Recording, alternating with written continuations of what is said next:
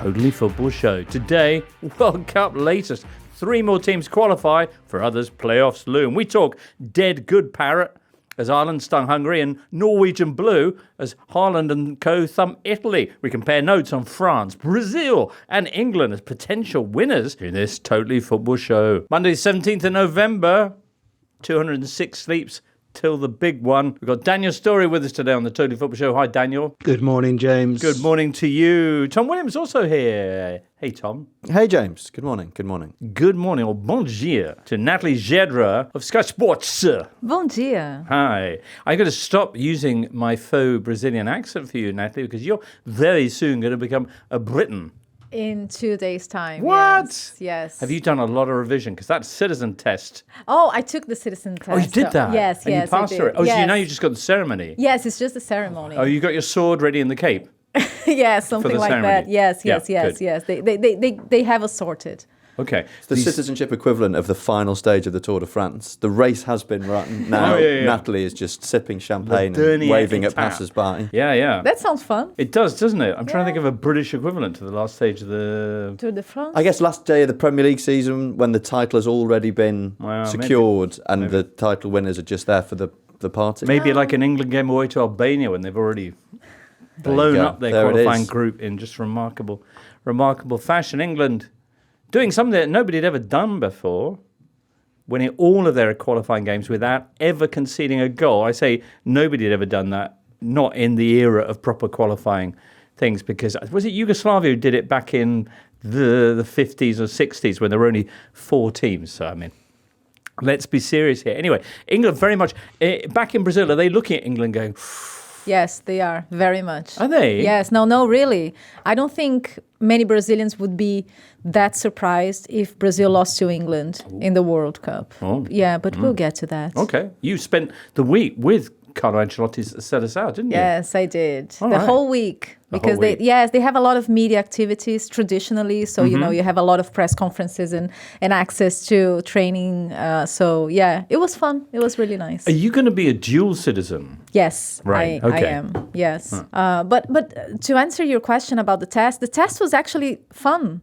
Oh, yeah? But yes, because you have to study a lot about, English culture and history. So, yeah, it wasn't as bad as I thought. But you do have to test. You do have to study. What was the most surprising thing you learned in your studies about being a British citizen? Yeah, something that God, honestly, I already forgot. But I thought it was very interesting at the time. Like the roses that from each country. There was a question on From the counties. Yeah, like which rose or which flower represents a certain country. Yorkshire and that. I mean, Daniel's all over that, aren't you, Daniel? Yeah, red roses of Lancashire, white roses of Yorkshire. Oh yes, see this. I had to. I had to study about this and Studied a lot it so of. well. Yeah, exactly.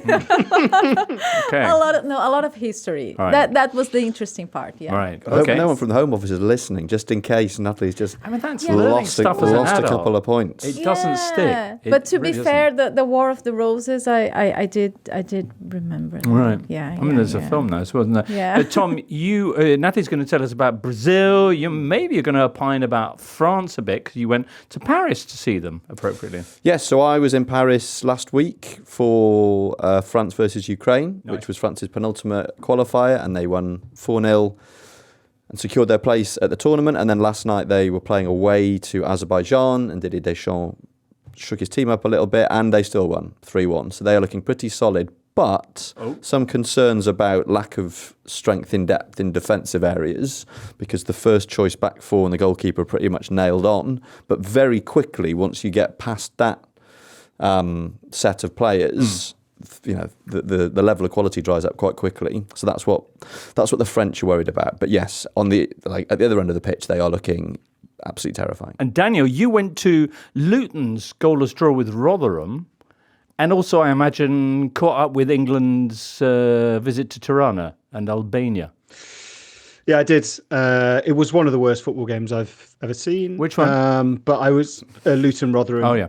But I was there because Jack Wilshere is Luton's manager, and did spoke to him after the game, doing a piece on him this week. I was astonished to learn that Jack Wilshere is younger than Virgil van Dijk, which sort of blew my mind a little bit while I was watching the game at the weekend. But yeah, good luck to him. He's kind of, he says he's not fallen back in love with football, but he's rediscovered how much he had fallen out of love with football before, with the kind of pain of injuries and et cetera, et cetera. So yes, it was a dreadful match, and we'll move on from that. Have you ever fallen out of love with football, Daniel? Maybe at half-time at Kenilworth Road, I don't know. Yeah, I mean, just the standard kind of for the half an hour after painful, horrible exits. I mean, it's not falling out of love, it's sort of pretending that you don't care, and in doing so showing that you care far too much. I hear you. Well, let's get a quick check on what's happened in World Cup qualifying since our last podcast. Croatia, Portugal and Norway have all booked their places at the World Cup. Croatia with a victory over the Faroe Islands. Portugal beating Armenia 9-1 with hat-tricks for Bruno Fernandes, Jean Neves. Norway slamming Italy at San Siro 4-1. Norway making it 8 wins out of 8 in qualifying and a goal difference of plus 32. Wow. Elsewhere, all but there are the Netherlands, Switzerland and Spain. But for other teams, the next 2 nights are going to be decisive. On Monday, tonight as we record, Germany, who've never failed to qualify for a World Cup, face a winner-takes-all showdown with Slovakia for their qualifying space for this one. That's Slovakia, who beat Germany 2-0 in their group opener. Tuesday, it's going to be crunch time for Scotland and Wales. Scotland face Denmark at Hampden Park. Win, and they'll be at the World Cup for the first time since 1998. Wales will be up against North Macedonia in Cardiff that same evening. Assuming that Belgium don't lose to Liechtenstein in that group, Wales will need a victory to finish second. But you know what? They're in a playoff anyway because Nations League. Way to give jeopardy. True, but the advantage to finishing second is significant. It is. Okay, meanwhile, definitely in the playoffs, on the right side of that draw, are the Republic of Ireland, the Republic who'd taken 1 point from their first 3 games and looked about as out of it as possible, have come alive in the past 7 days. They beat Portugal 2-0. And then on Sunday, they went to Budapest and came from behind against Hungary to snatch a 3-2 victory with the last kick of the game. That match, is where we're going to start today. Let's hear from someone who was there, Gavin Cooney from the 42. Welcome back. Thanks very much, James. It was an extraordinary afternoon to watch on TV. What was it like in Budapest? It was great. That Puskás Arena is obviously, the centerpiece of Viktor Orban's massive state investment in football in Hungary. But forget state investment. I mean, in Ireland, we trade less on state investment than we do on national feeling. And that Troy Parrott and that national team have now engendered a national feeling around the football team that has been dormant for almost a decade. Remarkable. In the ground, I mean, it's a phenomenal atmosphere. Because I'm so Irish focused, it's easy to lose sight of how much the World Cup means to Hungary. I mean, they've lost 2 World Cup finals and yet haven't been to a World Cup since 1986. Ireland have been to 3 World Cups since they were last at it. So what really struck me about the atmosphere on the ground was the silence. So Parrott equalises to make it 2-2, and there's a kind of a dumbstruck silence at that point. But then obviously the atmosphere cranks up again, and Hungary have those ultras behind the goal, the Carpathian Brigade, like creating constant drumbeat of noise. And then the winner goes in, and again, it's just complete silence, like a dumbstruck, awestruck silence. And obviously the Irish fans up in the gods behind the other goal are going mental. And then Parrott is off screaming through the air, but it was so silent, it must have been like screaming underwater. That's what will stick with me, actually. It was just the silence and how quickly then the stadium emptied, apart from obviously the Irish fans who were kept back for half an hour and would have been happy to be kept back 3 hours, to be honest. It was just, it's easy. Like, I mean, we haven't had many great nights in Irish football in the last decade, but that one stands out among any of them ever, to be honest, James. Lots of teams come back to win a game 3-2, but I think to give the measure of Ireland's achievement here, we need to take it back a bit further. A week ago, you'd been so abject. You had been so abject in the opening matches. What was it? 1 point from the first 3. There looked no way that Ireland would be booking a place in the playoffs. Then we had the game against Portugal in Dublin and the 2-0 victory there, with Troy Parrott getting his first 2 goals in that. Only playing, I guess, because Evan Ferguson's injured at Roma.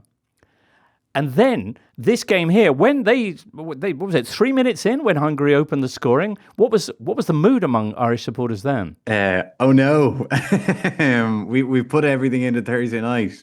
Ireland started terribly. I mean, it was just, they couldn't get out of their own penalty area. They conceded a free kick after 20 seconds, a first corner after a first minute.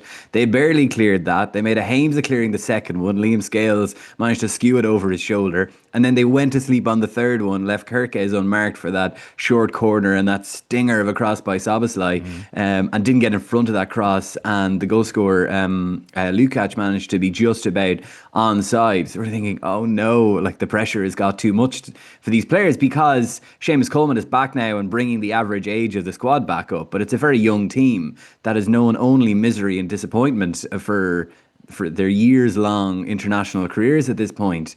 But they battle back. Chidozie Ogbene, who had an outstanding game for Ireland, wins the penalty for that kick from the lumbering Shalai, who I actually wouldn't be surprised if he announces his retirement from all forms of the game this morning. Parrott then is standing over that penalty forever, James. He's missed his last 2 penalties for AZ at club level. He can't hear the whistle because of the whistling from the Hungarian fans. So the referee has to give him kind of a gesture to go and take it, but he rifles it in. And then Ireland, we're not a gung-ho people, really, and our football team is not either. We were determined to chase that game in an extremely patient and cautious manner. So we sat back, protecting not like a lead, but merely the chance to at some point chase the lead. And you can see it, Colin stood far too far off Varga, who in fairness, it's a stunning goal to make it 2-1. And then Ireland, I don't want to say they rode their luck a bit, but Hungary missed big chances. Kelleher stood up tall. Scales made a couple of great blocks in the second half when it was still 2-1. And then I think Hungary began to get nervous and were like, oh my God, we haven't put these guys away yet. This can't be yet another World Cup nightmare. And Troy Parrott said, yeah, it's going to be another World Cup nightmare for you. Wow. Well, a beautiful, is it a dink, is it chip? I'm not sure. What would you call it for the second goal? I would have called it probably a dink. It was the touch, though, James. Like, the touch was so good. It killed it dead. And it gave him enough time to figure out, do I want to square this to, I think it was Johnny Kenny, or do I want to lob the goalkeeper? And maybe that put a little bit of doubt in the goalkeeper's mind, and he just lifted it over him. Parrott has emerged, he was always very talented from a young age, and was, we're always crowning the next best thing in Ireland, because ever since Robbie Keane retired, heaven help the land that needs a hero and all that. And Parrott has had to wear these expectations since he made his debut for Ireland and for Tottenham in the Premier League at the age of 17, and he kind of fell away a bit. He'd struggled with injuries during loan spells in the Championship and in League One. I can remember a couple of years ago, after Ferguson had burst on the scene, we talked to Parrott as if, and would you have any advice for Evan Ferguson? You've been in the limelight as a youngster. And he was 21. And he turned around and said, well, hang on, I'm not an old fella yet. I'm not a senior fella yet. The injuries have cleared up. He's gone to AZ, a style of football that really suits him. And he's, to use the lame pun, I know you're much better at these than me, but he has taken flight. Oh, nice. So good at playing on the shoulder, of course. I was going to say, the pun potential of Troy Parrott meeting you is like the meeting of De Niro and Pacino and Heat. These are two heavyweights meeting now. No, I think everyone's had a field day with talking about original Parrott material, and also it's not just the Parrott. There's also Troy. You've got the glory that was Troy's Story, Troy's Story 3 actually in this game. Of course. Anyway, for all that he'd done that glorious, we now decided it's a lob with 10 minutes to go. I think we said dink. You're going with dink. Gavin said lob. Gavin said dink. No, then he said he decided to lob. I offered him chip or dink, and then he said he lobbed him, which I think is probably fair. But that, with 10 minutes to go, 15 minutes later, it was still 2-2 when Kelleher just punts the ball upfield with what essentially is surely the last play of the game. And what were you thinking then? Here we go again. I didn't expect it to go in, obviously. And then as soon as it goes in, it took me about what feels like 15 minutes to figure out, has that gone into the side netting? Oh no, that's actually in the right side of the post. And I, along with 4.5 million other Irish people, thought of Robbie Keane's goal against Germany at the 2002 World Cup. It is eerily similar. The strawberry blonde Irish player kicking the ball along. I think it was Staunton in 02. It was Gallagher today. Liam Scales is in the Niall Quinn role. He's up and gets the nod on. And then Parrott ghosting in a la Robbie Keane. Robbie got obviously a firmer finish on it over Oliver Kahn in 02. Parrott, I don't know how he manages to get the contact on it. There's a great still image of it. He's straining every sinew. He's on his tippy toes on his left foot, and then just gets like the top stud of his right boot onto it to kind of poke it beyond the goalkeeper. It was an amazing moment. He kind of pokes it down so that it actually goes under, I think the keeper. But extraordinary, as you say, and then he wheels away. There's tears, and his interview, as extraordinary as his hat-trick was, I think for many people watching that post-game interview has been something very, very special from this weekend as well. Oh, yeah. He gave a great interview on Thursday after Portugal, describing it as the best night of his life. And he did the great thing. He didn't leave in it or add didn't leave in it with, in football terms. It was best night of my life. And it turns out now it's the second best moment of his week. It was a brilliant interview with Tony O'Donoghue of RTE, speaking through tears, insisting that it was, that these were tears of joy. But, that's why he talked about, that's why we love football, and these things are possible. It didn't seem like they would be possible for this group of players. It had been so long since we've had anything to cheer about with regards to this team. We thought that maybe we had been left behind, but no, it can still deliver for us. Excellent. Into the playoffs you go. As I say, a week ago, who would have thought? Just lastly then, Gavin, what has happened? How did you go from 1 point in your first three to winning the next three, including these two magnificent victories? It's hard to explain it, really. Like, Ireland did lose to Armenia in September. Armenia watchers will realise they were beaten 9-1 by Portugal last night. They were ranked 105th in the world when we played them. And Ireland were shocking. I mean, that was 2-1 going on 4 or 5-1. And Hallgrimsson afterwards, hoarse-voiced, ashen-faced, said it would take a miracle to get to the World Cup. He did correct some of his errors. He brought back Seamus Coleman, who had been omitted from the squad in September, brought back John Egan as well. They bring the kind of experience and leadership and organisation, these things that, you'll hear always talked about as to they're so important. They're hard to explain and point to exactly what they are, but they're real things because this Irish revival has been built on them. And crucially, Parrott is fit. He missed the window in September because he picked up a knee injury with AZ at the time. He was the top goal scorer in all of Europe at the time. And he wasn't even fully fit for the October window, but fit and firing for November, and he's just gone to another level. And he's the kind of goal scorer that we haven't had since Robbie Keane, really. So those are probably the real factors. And happily, Cristiano Ronaldo has played a hilarious role in it all as well. We must not forget, lest Ronaldo be left out of any headlines. So it's just that coalition of factors and some luck as well. I mean, there's some breaks went Ireland's way that previously hadn't, but the baleful gods have finally relented their assault on Ireland, and we can look forward to the playoffs in March. All right, those who the gods wish to destroy and all that. Yes, good luck with the playoffs. The draw is 2:00 on Thursday, and thank you so much for sharing your side of that incredible afternoon in Budapest. Look forward to speaking to you again soon. Thanks a million, James. On the manager, Heimer Hallgrimsson? Yes. Sorry if I'm butchering his pronunciation, but manager of Iceland when they played in 2018. So it was quite funny when he got asked about, oh my God, this incredible moment. How do you sum up the emotion? That kind of question. And he kind of gives a smile and said, yeah, I've lived that because he went through the same thing with Iceland, where there was a lot of emotion, first with the Euros and then with the World Cup qualification and the points they got from the match against Argentina in 2018. And if you look him up online, found it interesting that his description is professional football manager, former player, and dentist. That's right. Yeah.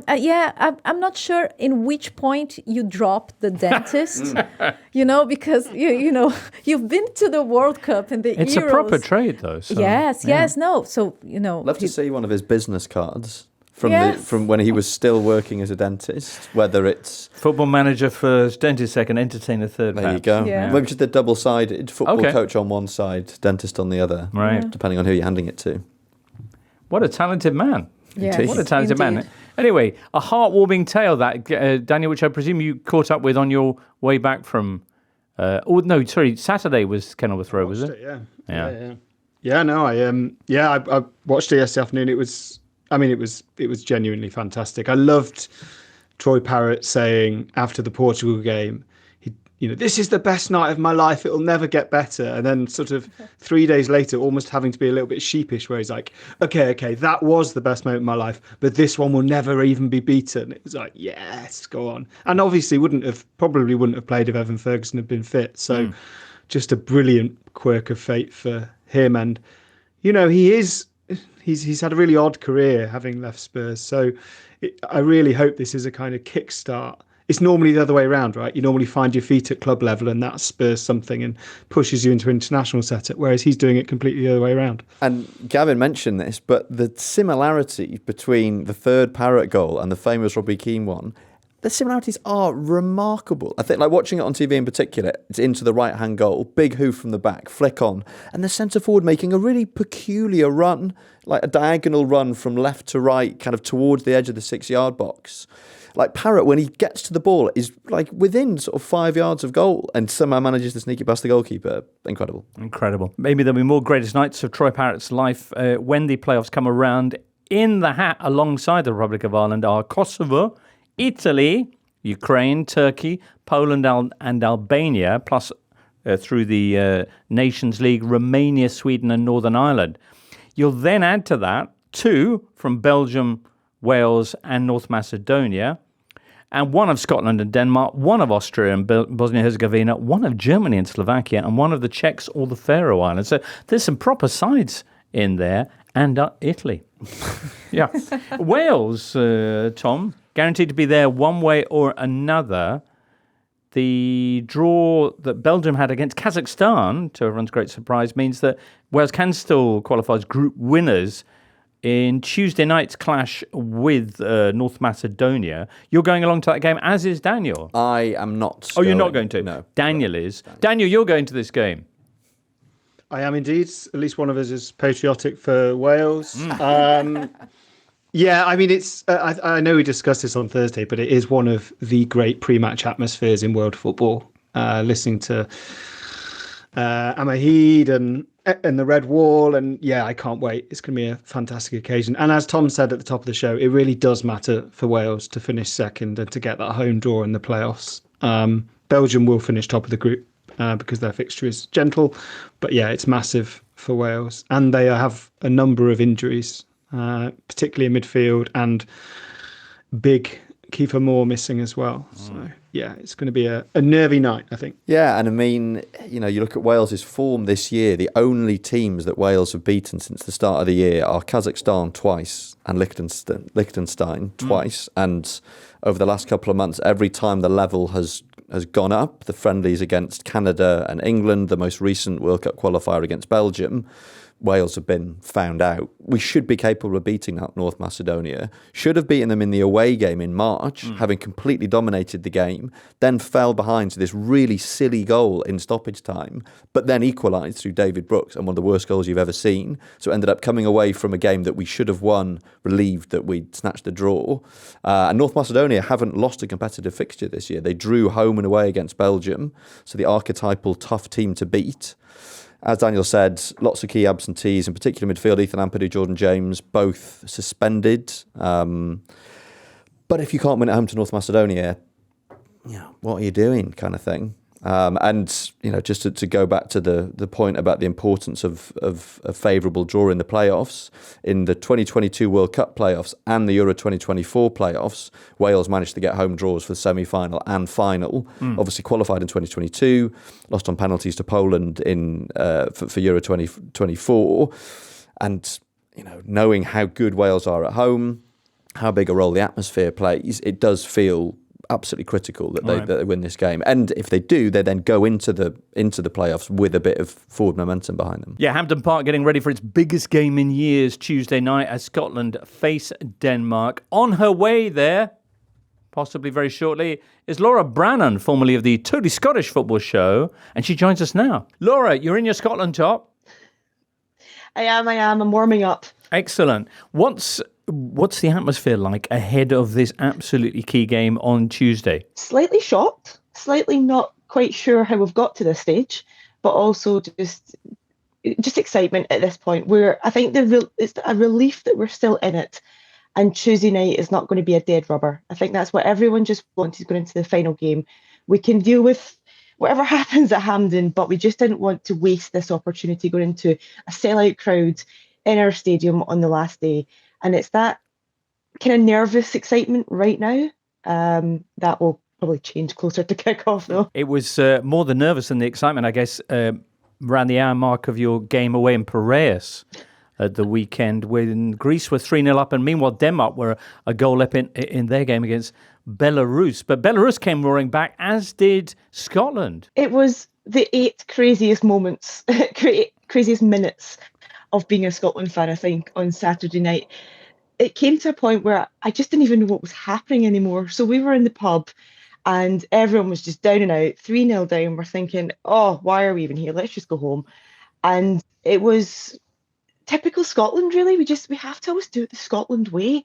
So Belarus score, they equalise, then they take the lead. At the same time, we're pulling one back. We're pulling a second one back. The pub didn't have a clue what was going on. We had the phones out with live score on it, watching the results coming through. The last, see into stoppage time, that was something I don't think I've ever experienced before in a pub. It was like watching teletext 2 decades ago. We were just waiting for the scoreline to change, just waiting for, it was at 94 minutes. We knew they had 7 added on. They played about 9 in total, I think, in the end.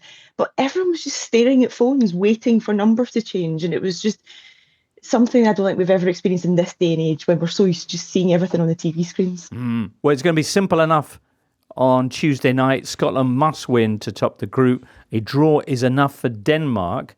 They might be feeling a little bit deflated after only drawing with Belarus at the weekend. Plus, they had a couple of players out with a virus, Joachim Andersen and Rasmus Højlund, for the Belarus game, and no way of knowing really how much that virus has spread. How was Scotland looking, and how much has the crowd resolved their earlier issues with their national side ahead of this big game?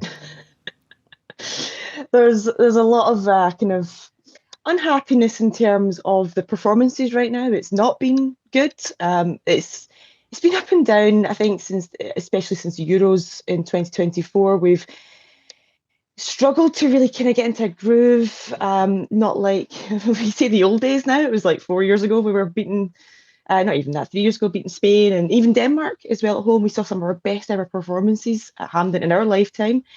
We've not quite found that recently. Fans are very frustrated. We've been watching some dire performances at Hampden, poor atmospheres as well as a result of that.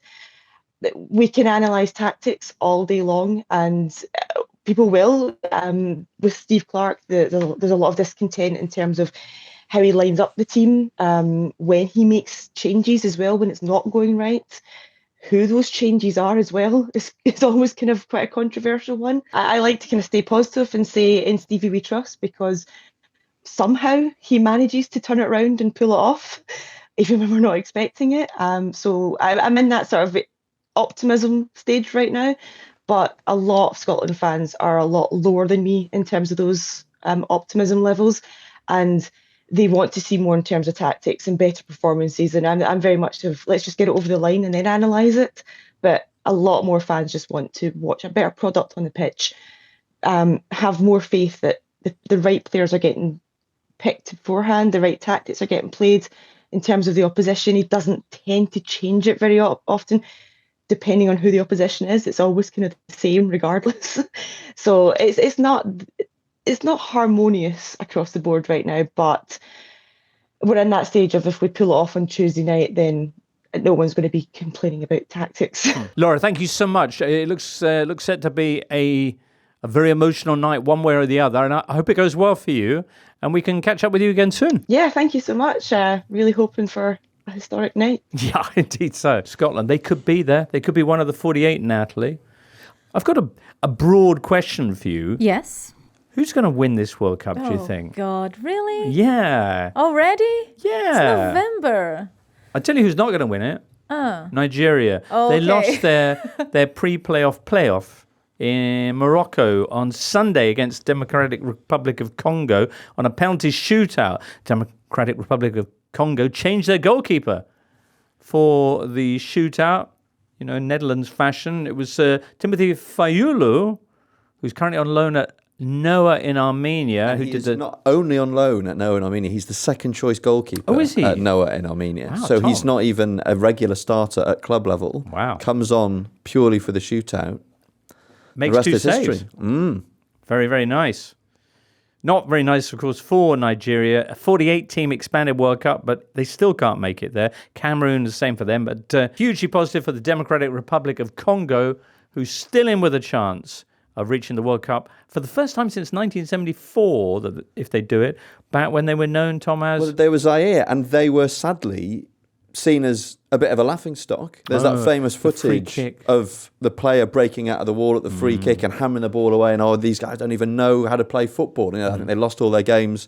And then subsequently it came out that there were various kinds of political pressures on the team, that their life during the tournament was extremely kind of pressurised and unpleasant. And so actually, I think, for DR Congo, which is a mad football nation, to potentially get to another World Cup and not right the wrongs of 74, but give a kind of positive impression of, their credentials as a football country would be incredible. Defend free kicks better. And that. Well, so into the playoff they go. It's an intercontinental playoff, which sounds so exciting. It's going to be taking place in March. 6 teams involved, Natalie. Bolivia are there, New Caledonia, and now Democratic Republic of Congo. There'll be 3 other sides, either United Arab Emirates or Iraq. They're playing Tuesday night.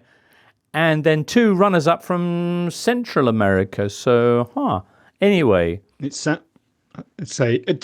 like the DRC will be seeded in those playoffs, which means they'll get a bye to the final as well. I think probably the chances are it will be DRC and Bolivia seeded. So they've got a really, really good chance now, yeah. Excellent. All right. Well, so the question is, who's looking really good?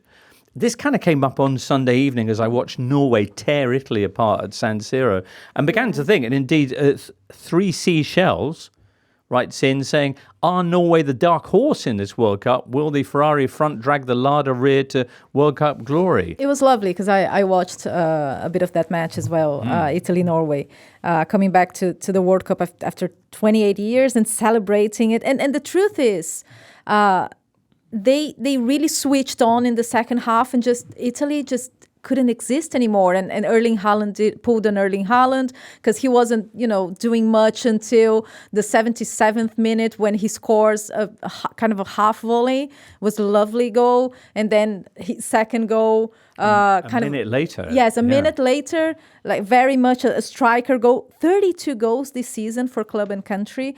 16 goals in 8 World Cup qualifiers. But it also, James, it left me wondering, what does this say about Italy? Because I know they're not going to score 9 goals against Norway, but I just thought that, after scoring the first one in 10 minutes into the game, and I know they had important players out as well, in Moise Kean and Calafiori, and Barella wasn't playing as well, but still, and the trauma with the playoffs, Yeah, I mean, trauma's the word, having gone out in playoffs before the first 2 World Cups. This morning's Gazzetta dello Sport actually goes with tennis on the front page. Because Yannick Sinner won the ATP finals. But there's a little box which says San Siro whistles, Italy humiliated. Which I think is probably a fair summary because they, as you said, couldn't live with Holland and co. But it's a workmanlike Azzurri side, particularly without Barella, they'd have some invention down the flanks for Di Marco and that, but I think this is more about Norway, what they've done, not just to Italy, but absolutely. But 8 wins out of 8, a goal difference of plus 32, which is just mad. And with Erling Haaland in the side, you're always in there. Yeah, and he has now scored 55 international goals in 48 appearances. That's a lot. Coincidentally, Kylian Mbappe has scored the exact same number of international goals. It's taken Mbappe 94 games to reach that tally. That's still a remarkably decent return, and the kind of thing that pre-Messi Ronaldo would have been historic. But the fact that that Haaland is averaging more than a goal a game in international football. Okay, you could say that, yes, occasionally a country like Norway or whoever, you come across sort of cannon fodder, but there aren't any other players in international football currently who are scoring at that rate in international football. Also, arguably, that whole story about scoring loads of goals in qualifying doesn't matter when you come to a tournament because it's a different level of teams, doesn't necessarily apply to this World Cup, given some of the sides that will be making their way there. Yeah, and we're talking about Haaland, but Martin Odegaard has 7 assists during qualifiers. And was missing in this game. And Strand Larsen scored quite a goal, the fourth goal. Yes. They've got so much talent up front. They do. As Three Seashells says, the Ferrari up front. Hey, Daniel. Yeah, I was going to say, they describe it as a larder at the rear. I mean, comparatively, I suppose that's true, but it's not a knockabout defence. Maybe he likes Julian larders. Ryerson, Larders quite reliable. Maybe true. Julian Ryerson's starting for Dortmund. Christopher Ayer has his injury problems, but would start for Brentford when fit every week. Chilborn Hegem plays every week for Bologna. Like it's a decent team. It's not a complete mess at the back, and there's enough glue there with Sander Berge in midfield, I think, to just let everybody else go and play. I would not want to be drawn in Norway's group in the World Cup next year, that's for sure. Okay. The draw is going to be very interesting because I think there are a lot of teams just waiting for the draw in this gigantic World Cup. And I don't know, depending on the draw, how far can Norway go, really? That's the question, isn't it? How far can Brazil go? We were talking about it. Yeah. This is why I have the draw in my head. Right. Because the mood around the Brazilian fans is we need to take a look at the draw to see how far Brazil can actually go. It's very different from the previous couple of World Cups where we were talking about winning the World Cup, especially Qatar. We were really talking about being one of the favorites to win the World Cup. It's been such a messy preparation for 2026 that we're thinking, okay, we need to wait for the draw to see if we can get to, I don't know, maybe quarterfinals. That would be amazing. But there's been a lot of signs of improvements in Brazil. So how many games has Ancelotti had so far? Is it 7? Yes, he took over the team in the June international break. So yes, 7 now. And 4 wins now. The latest one being at the Emirates this weekend with a 2-0 win over Senegal, who don't get beaten very often, as England found, of course. Yes, exactly. So Brazil played a brilliant 45 minutes, probably the best 45 minutes under Ancelotti. And I think the most interesting thing is to see that we're not playing with a recognized striker. There's the big talk around who's going to be the number 9. And again, Brazil started with Vinicius and Rodrigo kind of playing as a false 9 and Matheus Cunha filling up the pockets and Estevão playing on the right-hand side.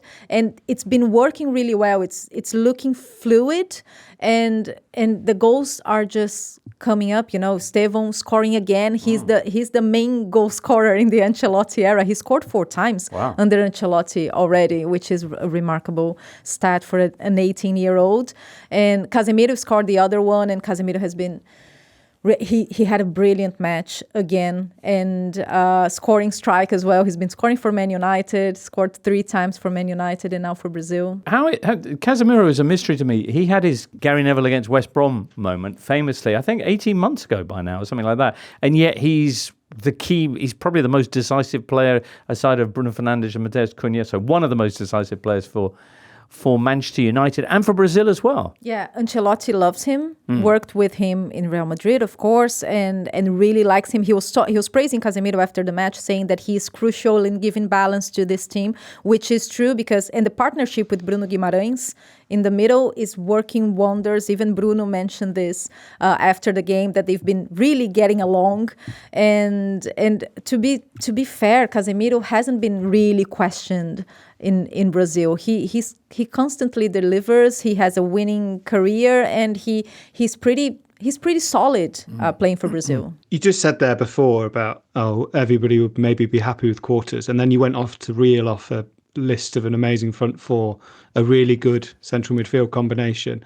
and one of the great cup managers in the game's history. The defense is that just about So is that just about learning the lessons of pride before a fall from Qatar and just trying to ignore everything and grow into a tournament? Because Brazil clearly can win the World Cup, can't they? Well, I think if we had an extra year, people would be more confident, an extra year under Ancelotti, because the past 3 years have been such a mess with 4 different managers that forming a team was really the main issue. Now it's looking good, but I feel like we haven't had enough time to really test this team, you know. If you don't have long with a new manager, is Ancelotti actually one of the better managers you can have? Definitely. Okay. Definitely. Because not only he can put a team together and make these players play where they want to play, but also make tough decisions like leaving Neymar out of the World Cup, which is a real, and also absorbing the pressure, because this is one of the main things with Brazil not winning the World Cup since 2002.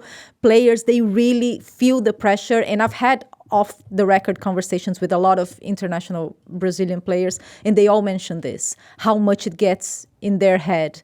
And you can feel when you talk to them how much the environment is way better under Ancelotti. So we're not feeling very positive because of all this mess, but there is, of course, there's the fullbacks, who is just a question mark, but we do have a really good team. Gabriel being one of the best defenders in the world. Militão, Marquinhos. Keeper's pretty good. Keepers, yes, exactly. And Ederson and Alisson. Yes, it is a really good team. So fullbacks, this is a stitch-up from Natalie, isn't it? An absolute stitch-up.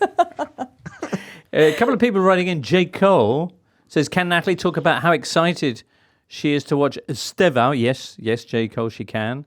Will he start ahead of Rafinha or Rodrigo in the World Cup? Also, loved her interview with Estevão on Sky Sports. Nice, thank you. Scott says, if you're born after 2000, then you're surely wondering what all the fuss is about with Brazil. Sorry, Natalie, says Scott. Hey, maybe the Seleção are about to remind everyone. No, Scott, that's a bit harsh. Come on. With Estevão and the right position in attack is really interesting, because naturally you would think that it's Rafinha's position, you know, on the right hand side of attack. And when he comes back fit, we are really just wondering what Ancelotti will do, if he will alternate between them. I mean, Estevão is really young. We weren't expecting him to deliver so much so soon. So it is a very interesting one on this side. What do you think? Would you have Brazil among the favourites, Daniel? By the sound of it, you would. Yes. I mean, I'd forgotten that Rafinha existed. I'd forgotten that Endrick existed. I'd forgotten that Militão existed. And Natalie's only argument against it is the fullbacks aren't brilliant. And I think, but yeah, I understand she's hustling us. The messaging, because Brazil have gone into every World Cup since they last won it in 2002 with people saying, look at this collection of forwards. Yeah. And every time they've been eliminated in such painful circumstances, like that incredible attack that gets knocked out by France in 2006. Yes. 2010, huge expectation, they lose to the Netherlands. 2014, the ultimate trauma, the 7-1 against Germany. Apologies, Natalie. Yeah. The Neymar injury, all the rest of it. Lose to Belgium 2018. Penalties in 2022. Yeah, I'm loving this. Yeah, he's just twisting the knife. Who invited Tom? Basically, like on paper, Brazil are always going to be contenders to win the World Cup. But when you have had so many very similar experiences, and you take any of those teams, and okay, the 2010 team was sort of subsequently felt to be a bit too functional, whatever. But in terms of pure quality, the ability is always there. But I can understand why now it's kind of like, oh yeah, you know, maybe quarters and then see how we go, because they've tried, we're going to go in and win it, and it hasn't worked. It's also because Natalie's becoming a British citizen, so she just adopted exactly cultural identity. The Home Office listener has just given her a big tick in the patriotic box. Check on us after the March international break, because Brazil's playing France, and that's going to be a real test. So top echelon, if we're not going to lose, top echelon, you're going to have Brazil in there. Yeah. I mean, England, don't know what, if you have any further thoughts, Daniel, after the 2-0 against Albania, if that moved your needle. Yeah, I mean, they've appointed a manager to win a tournament. It's a new strategy from England to not build from within, to think there's nobody that quite fits the building phase now, so we just need to try and win a tournament. So they have to be involved in that conversation. I think the heat is a factor for European teams, particularly European teams where the average temperature is about 18. And So yeah, that's going to be an issue. It's haunted England before at those major tournaments. It's haunted them in tournaments in Europe when it's hot. I'm thinking back to Germany, 2006. So yeah, that is a factor. But other than that, yeah, I think France, Spain, Brazil, England, the norms. England, yeah. I mean that would be that. I think would be the last four that people would pick with slight question marks about Argentina. 8 wins out of 8 for the Three Lions. 22 goals scored, none whatsoever conceded. Harry Kane with 78 international goals now for those keeping track. Pretty hard. If you're talking about fullbacks for Brazil, what would be the one weakness? Is it a left side question? What's the issue for England, Daniel? I mean, yes, fullbacks in terms of we don't quite know who we're going to pick. I think strength in defence in general. I think beyond John Stones, Konsa and Gahey, assuming they're all fit, they'll be the first three. But there is some doubts about that strength in depth. And then it's just about belief. It's just about, do you believe in a massive game, quarterfinal or a semi-final against a team you haven't beaten in a major tournament for a long, long time? Have you got enough about you to kind of push that last bit? That's what was always lacking under Southgate. There seemed to be a kind of not tactical, but a sort of a mentality vacuum at just getting over the line, and that will ultimately what decides their fate. Because for the first time, I think this is a tournament where genuinely, if they don't win it, it will be seen as failure. I know that was the kind of aftermath of the Euros under Southgate, but reaching the final was a good effort, particularly given how England played. So it's just about, if you're expected to win it, can you get it over the line? Plus it being potentially 40 degrees when they play. Yeah. And there again, the importance of the draw. If you're in one of the groups who are playing on the East Coast, the heat will be nothing like the factor it is for the teams on the West Coast. Unless you're in Seattle, of course. Unless you're in Seattle, yeah. Wow. And if you're scoring from set pieces, because people have been talking about, England being more pragmatic, maybe with these conditions, with the weather conditions that we so really... True. Yeah, you have to kind of celebrate the fact that you can be pragmatic. Yeah. That's a really good point. What about France then, the other team that we're allowing into this elite echelon? Yeah, there was a piece in the Keep the other day about, the main contenders, and I think France see themselves as being slightly behind England and Spain. You go back to the last Euros, and France reached the semi-finals, but were dreadful, despite having this galaxy of attacking talent. Remarkable array of attacking players. So the Ukraine game on Thursday, they started with a front four of Mbappe up front, Ryan Shaqiri in the number 10 role, Michael Olise on one wing, Bradley Barcola on the other wing, and then you're bringing on, the likes of Ugo Ekitike, Magnus Akliouche, Ousmane Dembele is currently injured, Desiré Doué is currently injured. So the front end of the team is mad. Looks ridiculously strong. I think the main concern in France is about the lack of strength in depth in defensive areas. There's a very clear first choice back four, which is Jules Koundé at right back, William Saliba, Dayot Upamecano at centre back, and Luca Digne, who's stolen a march on Theo Hernandez for the left back role.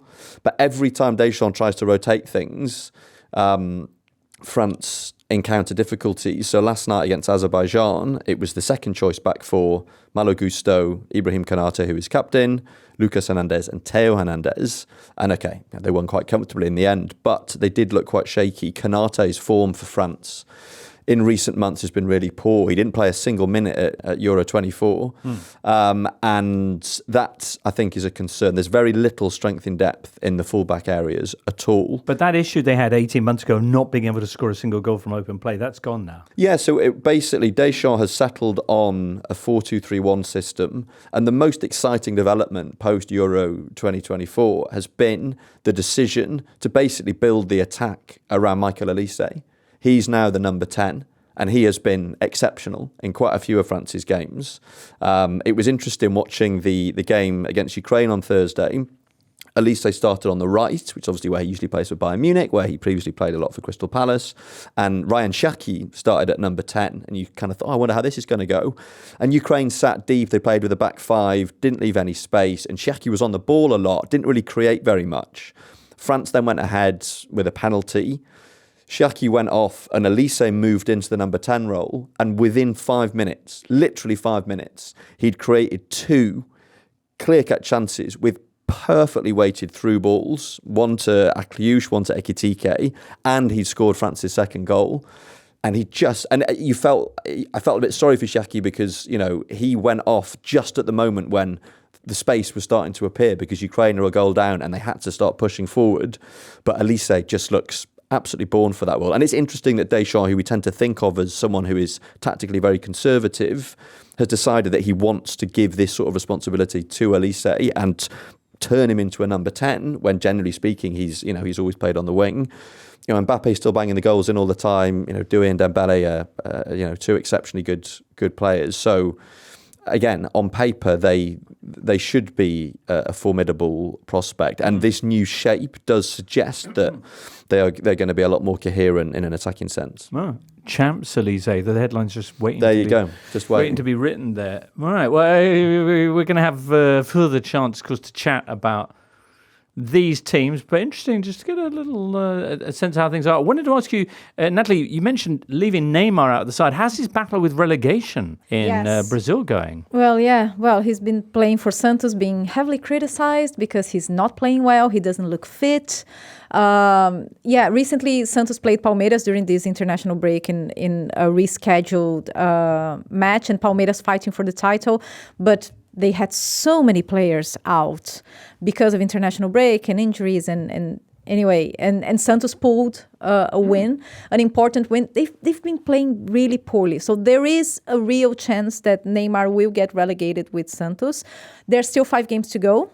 We'll just wait and see. But they're not playing well. And Neymar recently made the headlines. He played against Flamengo and he was just complaining about everyone on the pitch, shouting with his teammates. It was just really ugly. It's not looking sad. Good. Yeah. Sorry, there was something else I think you wanted to say. We were talking about the so-called favorites to win the World Cup. International break in March again will also be interesting because we'll have the finalissima between Argentina and Spain. That should be good. Argentina. I say, of course. Why? What's the finalissima again? The team who won the Euros and the team who won the Copa America. Right, okay. Yes. Like the Intercontinental Cup of Nations. Right, okay. Yeah. So and Argentina, they did absolutely brilliant during the qualifiers, and they just played well, and they're very solid and consistent. Messi still playing. Yeah. Remember when we thought 2022 was going to be his last World Cup? Yeah, no, he's playing, scoring, all of it. And he can do it in 40-degree heat, as has been evidenced by his club of choice. I wish I'd bought shares in the word Intercontinental a year ago. It's absolutely on fire at the moment with playoffs and finalissimas, and I'm loving it. Yeah, me too. Going to be interesting to see how those final slots get filled up, and of course we'll be back on that. I mean, we'll have some chat about that in Thursday's show. We'll also look on the weekends, on the midweek Women's Champions League games, because some big fixtures coming up there. Man United, who are currently one of the 3 unbeaten sides, along with Lyon and Barcelona, are away at Wolfsburg. Arsenal up against Real Madrid. Chelsea have Barcelona. That's big. Yeah. Of course, this weekend was a big one in the WSL, with Man United getting beaten by league leaders Man City. And second place Chelsea slipping a little bit behind Man City with their draw at Liverpool. The other big game, of course, was the Arsenal-Spurs game, which finished 0-0. Chelsea's build-up to Barcelona and dropping points at Anfield will both be discussed in this week's Straight Outta Cobham with our good friend Matt Davis-Adams. So check that one out whenever it drops, probably imminently. We'll have a new Totally Football show on Thursday with playoff news and stuff. And, of course, I look forward to Premier League Match Day 12. Do join us for that, listener. Hope you have a good time in the meanwhile. Many thanks to Tom Williams, to Natalie Gedra, Daniel Storey, Jake and Charlie in the booth. And we'll be back with you soon. For now, from all of us here, it's goodbye. The Totally Football Show podcast is available 3 times a week, bringing you all the football news you could reasonably be expected to care about. We've got views, we've got stats, we've got analysis, we've got some of the best football writers around, and the whole thing is absolutely free. So have a listen on Spotify or Apple Podcasts or all the usual places by clicking on the link below.